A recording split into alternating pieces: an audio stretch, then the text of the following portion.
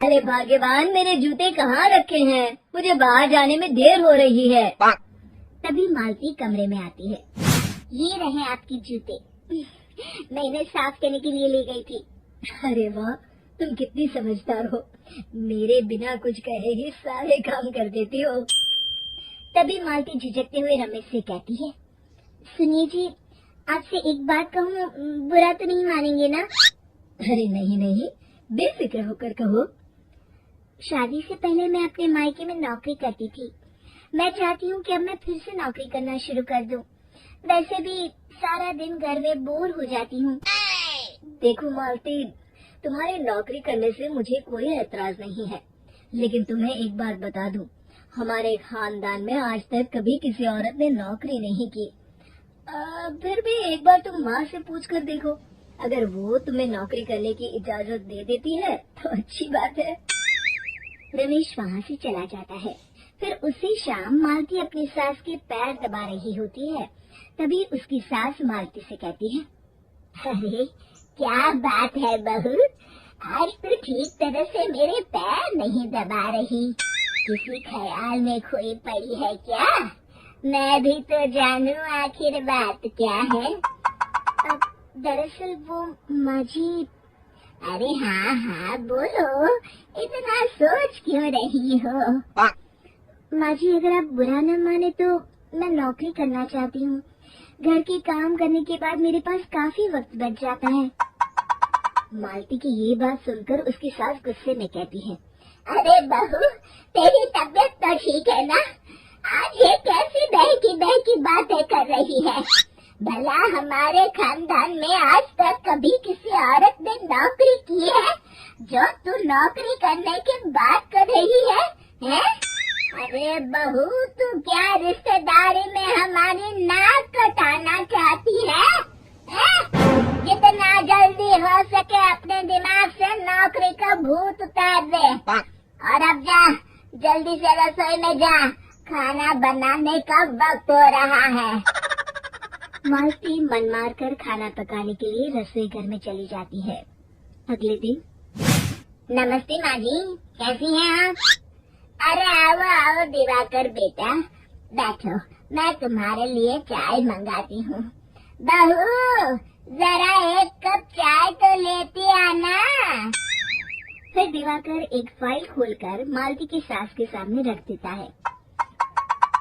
ये देखिए माँ जी, ये है पिछले महीने का हिसाब और ये रहे मुनाफे के रुपए। एक बार हिसाब देख लीजिए और इन कागजों पर अपने दस्तखत कर दीजिए। अरे दिवाकर बेटा, मैंने भला आज तक कभी तेरा हिसाब देखा है जो अब देखूंगी? ला बता, कहाँ दस्तखत करूं? तभी मालती चाय लेकर वहाँ आ जाती है और अपनी सास को बिना कागजातों को पढ़े इस तरह लापरवाही से दस्तखत करते हुए देखकर हैरान रह जाती है। अच्छा माली, अब मैं चलता हूँ, फैक्ट्री में बहुत काम है। फिर दिवाकर वहाँ से चला जाता है। कुछ दिनों बाद मालती बाजार में कुछ सामान खरीद रही होती है।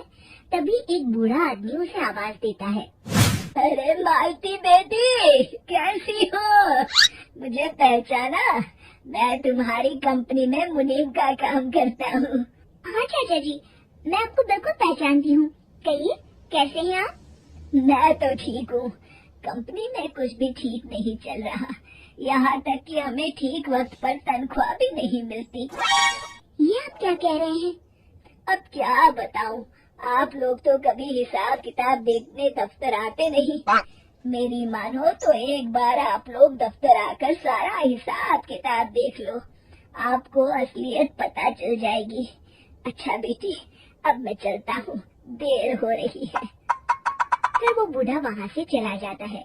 वहीं दूसरी तरफ मालती घर पहुंचकर अपनी सास को सारी बात बताती है। तभी वहाँ रमेश भी आ जाता है, लेकिन मालती की सास मालती की किसी भी बात पर विश्वास नहीं करती। तभी रमेश कहता है, अरे माँ, बिना आग के कभी धुआं नहीं उठता। जब मालती इतना कह रही है तो हमें एक बार दफ्तर चलकर देख लेना चाहिए। वैसे भी हम लोग काफी दिन से अपने दफ्तर नहीं गए हैं। इस तरह किसी एक आदमी के भरोसे काम छोड़ना मुझे भी ठीक नहीं लगता। अगले दिन वे सभी अपने दफ्तर पहुंचते हैं और सीधे दिवाकर के कैबिन में जाते हैं। अचानक सबको एक साथ देखकर दिवाकर चौंक जाता है। अरे माँ जी, आप सब लोग अचानक यहाँ कैसे आ गए? अगर कुछ काम था तो मुझे एक फोन कर दिया होता, मैं आपके घर आ जाता। तभी मालती की सास कहती है, अरे दिवाकर बेटा, आज मैं हिसाब देखने दफ्तर आई हूँ, जरा मुझे पिछले 6 महीनों का हिसाब दिखाना तो बेटा। दिवाकर घबराते हुए हिसाब की फाइल मालती की सास को देता है। मालती की सास फाइल लेकर मालती को देती है और कहती है, ले बहू, देख ले हिसाब। मालती फाइल को बड़े गौर से देखती है और अगले ही पल उसे सारी गड़बड़ी समझ में आ जाती है। वो अपनी सास से कहती है, माँ जी, मुनीम चाचा बिल्कुल सही कह रहे थे। हमारी कंपनी में पिछले 6 महीनों में जितना मुनाफा हुआ है, हमें उसका आधा पैसा भी नहीं मिला। यूँ समझ लीजिए कि 1 रुपये में सिर्फ चवन्नी ही हमारे हाथों में आई है। मालती की बातें सुनकर मालती की सास गुस्से से दिवाकर को पूछती है, क्यों दिवाकर, मेरी बहू जो कह रही है वो सच है? दिवाकर समझ जाता है आज उसका भांडा फूट चुका है। वो गिड़गिड़ाते हुए कहता है, मुझे माफ कर दीजिए माँ जी, मैं पैसों के लालच में अंधा हो गया था। अरे वाह दिवाकर, तू तो एक नंबर का चोर निकला। इतने दिनों से मैं तुझ पर आंख बंद करके भरोसा करती रही और तू मुझे ही चूना लगाता रहा। अभी के अभी निकल यहाँ से और दोबारा अपनी शक्ल मत दिखाना। दिवाकर वहाँ से भाग जाता है। मालती की सास मालती को शाबाशी देते हुए कहती है, बहू, आज मैं समझ गई कि पढ़ाई लिखाई हमारी जिंदगी में कितनी जरूरी है। मैं बहुत किस्मत वाली हूँ जो मुझे तुझ जैसी बहू मिली है। शिक्षा, पढ़ाई लिखाई का इस्तेमाल सही जगह करके हम दुनिया में बहुत कुछ बदल सकते हैं।